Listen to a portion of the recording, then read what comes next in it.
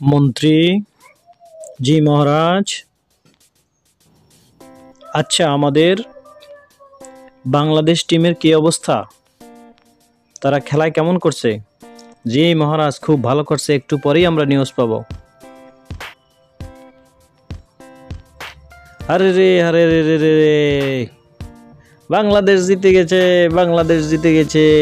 হ্যাঁ, ইন্ডিয়া বাস খাইছে, বাস। ইন্ডিয়া মনে করেছিল যে আমরাই সারা দুনিয়া শাসন করব, না, তারা বাংলাদেশের সাথে বাস খেয়েছে।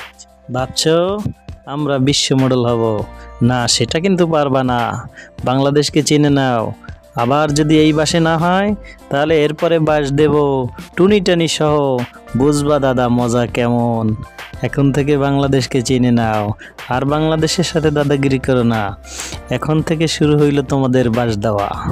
বিগত আমলে তোমরা বাংলাদেশের কতিপয় অসৎ প্রকৃতির লোকজনের সাথে গুসুর মুসুর করে বাংলাদেশকে খালি বাস দেতা দেতা দেতা, কিন্তু এইবার আর হবে না নি। এবার বাংলাদেশের 18 কোটি জনগণ একসাথে জোট বেঁধেছে, একভাবেই দেশকে ভালোবাসে। দেশের তরে কোনো ঝামেলা সহ্য তারা করবে না। দাদা শুনে নাও, আর দাদাগিরি করো না, দাদাগিরি করো না। দাদাগিরি করলে ধরা খাইয়া যাবা। দাদাগিরি করো না, দাদাগিরি করো না।